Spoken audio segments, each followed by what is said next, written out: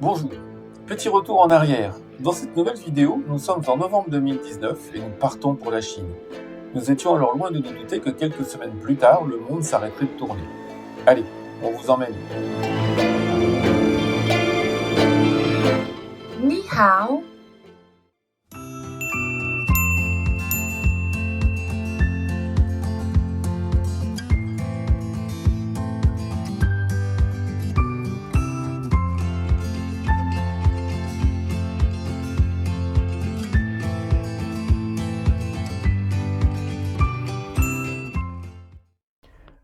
C'est à Suzhou, ville moderne et industrialisée de 12 millions d'habitants située une centaine de kilomètres de l'ouest de Shanghai que nous vous emmenons. Suzhou est l'une des plus anciennes villes du bassin du Yangtze-Kiang, fondée il y a plus de 2500 ans. Elle a su conserver son côté traditionnel et elle attire de très nombreux touristes chaque année pour ses canaux, ses ponts et ses jardins classiques. C'est une découverte de cette ville attachée à ses traditions que nous vous proposons aujourd'hui. Suzhou est une ville d'eau. Ses nombreux canaux alimentés par les eaux abondantes du fleuve et du lac Tao situé à proximité donnent une atmosphère singulière à cette ville. C'est ce qui lui vaut le surnom de Venise orientale. Selon la légende, Marco Polo aurait dit que Suzhou possédait 6000 ponts sur ses canaux. C'était un peu exagéré. Un plan, ou plus exactement une stèle sculptée datant de la dynastie Song, c'est-à-dire vers 1200, en montre 359 pour une longueur de 82 km environ. Aujourd'hui, il reste encore 10% des vieux quartiers et 35 km de canaux.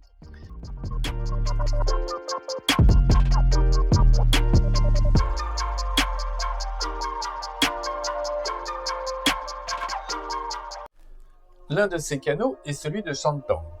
Il y a encore parcouru de nombreuses barques traditionnelles, essentiellement fréquentées par les touristes.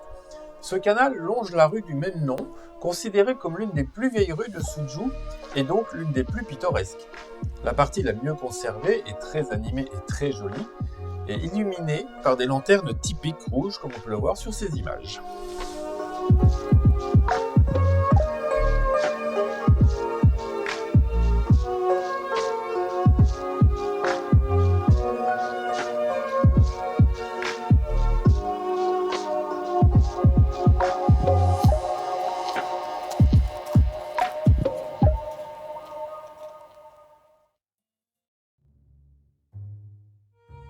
Suzhou a pendant été longtemps surnommée la capitale de la soie.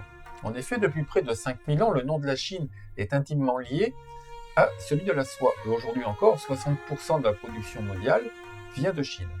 Dès le XIIIe siècle, Suzhou fut célèbre pour sa production de tissus de soie de très grande qualité. Et dans le passé, l'essentiel du tissu produit à Suzhou était destiné à la cour impériale.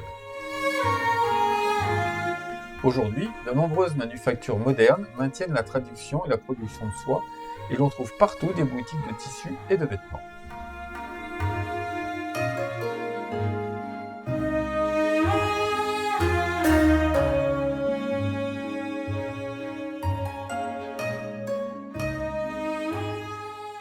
La ville de Suzhou est également connue pour sa soie brodée à la main, appelée broderie Su, l'une des 4 styles traditionnels de la broderie chinoise.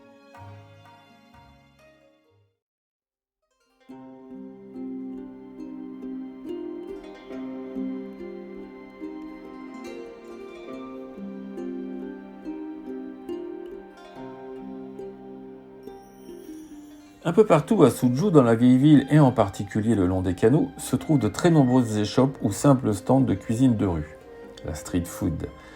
Ouvertes toute la journée et jusque tard le soir, elles offrent un large éventail de salés et de sucrés, ravissants pour les yeux, pour les papilles, ça dépend. Tout étant préparé sur place, ces cuisiniers de rue font vraiment le spectacle et c'est un plaisir de déambuler tout en les regardant.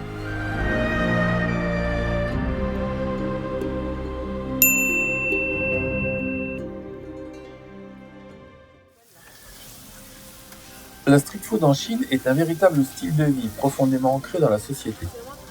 L'habitude de manger dehors et d'intercaler des collations entre les 3 principaux repas de la journée, d'où le cliché du chinois qui mange tout le temps, a entraîné le développement de petits plats et encas. Tout au long de l'histoire de la Chine, la street food a constitué un moyen abordable et pratique pour les gens d'accéder à une variété de plats du simple encas au repas beaucoup plus élaboré. Au fil du temps, elle a évolué pour refléter les diversités régionales des pays et chaque province développant ses propres plats et techniques de cuisson. La cuisine de rue joue un rôle crucial dans la préservation de la cuisine traditionnelle chinoise. En effet, alors que de plus en plus de personnes adoptent un régime alimentaire moderne et occidental, ce type de cuisine permet de conserver le lien avec le patrimoine culinaire du pays. Proposer des plats traditionnels préparés avec des ingrédients frais et locaux garantit qu'ils continueront d'être appréciés par les générations à venir.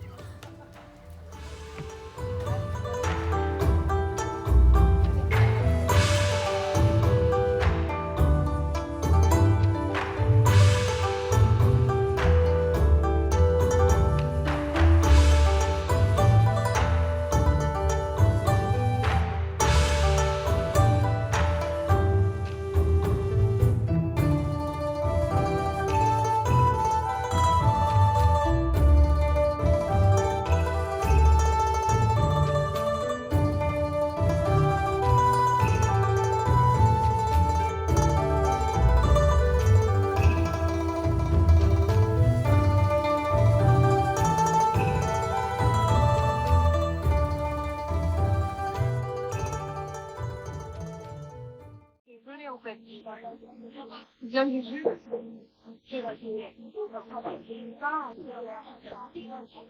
voyez comment il cuit? Regarde comment il met ça. Hop, il rate directement dans l'eau en fait. En fait, ça cuit. Moi, je vais les mettre au-dessus, non? Au-dessus.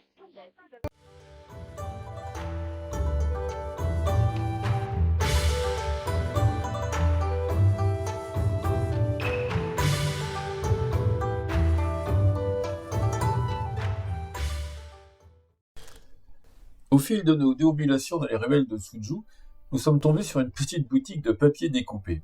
Le Qianqi, ou en français le papier découpé chinois, est une forme artistique de découpage de papier et de pliage, ancêtre de l'origami japonais bien connu. T'as pas tapé la pause, hein, je pense. Elle regarde ton visage, c'est sûr. Sans taper la pause. Tu vas avoir des petits yeux comme ça, tu crois, même sur des pas chinois. Je sais pas, je je vais vois voir ça. des lunettes par contre. Moi, t'as fait ton profil, c'est après, je comprends. Elle l'ouvre. Et tout ceci existe depuis au moins le 6e siècle.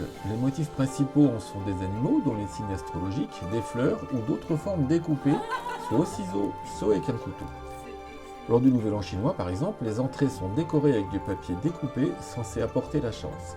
Ils sont aussi souvent utilisés pour représenter les images de superstitions et religions locales sur un papier de soie rouge, couleur du bonheur dans la culture chinoise.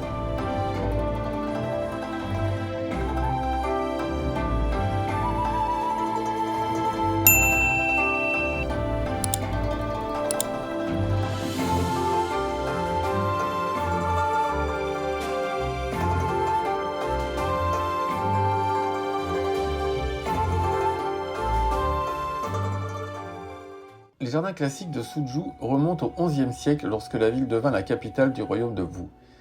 Inspirés par les domaines de chasse du roi, des jardins privés ont commencé à être créés vers le IVe siècle et ont atteint leur apogée au XVIIIe siècle. Les jardins du modeste administrateur, qui datent de 1513, comportent des ponts en zigzag qui enjambent bassins et îles reliés les uns aux autres. C'est le plus grand des jardins classiques de Suzhou. L'un administrateur était un personnage venu se retirer à Suzhou après avoir été accusé de corruption et renvoyé par la cour impériale. Il fallut 16 années pour l'aménager et plus de la moitié de l'espace est occupé par l'eau. De nos jours, plus de 50 de ces jardins existent encore et 9 d'entre eux sont considérés comme les meilleures incarnations des jardins chinois, dits de montagne d'eau, et de fait sont inscrits au patrimoine mondial de l'UNESCO.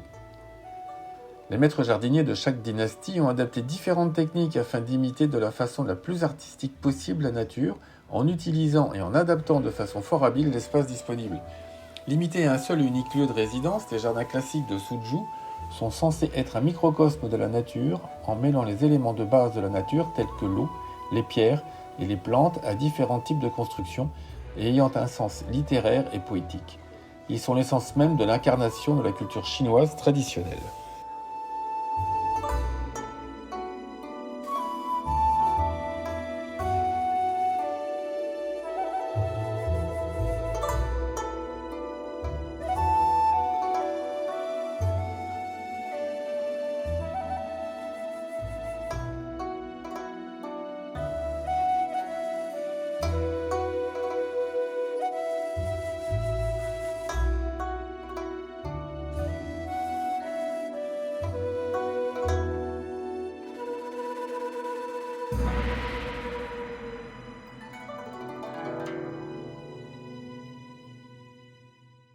Voilà, on espère que cette vidéo vous a plu. En attendant, abonnez-vous. 再见，谢谢。